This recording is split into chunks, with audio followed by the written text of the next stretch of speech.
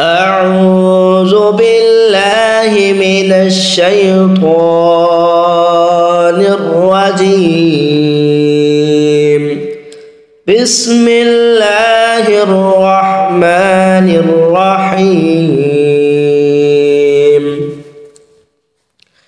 قل أعوذ برب الناس ملك الناس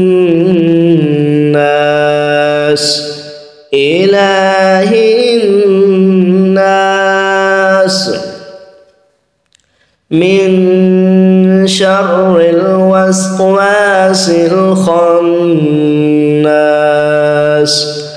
الذي يوسوس في صدور الناس من الجنة والناس. آمنت بالله صدق الله العظيم.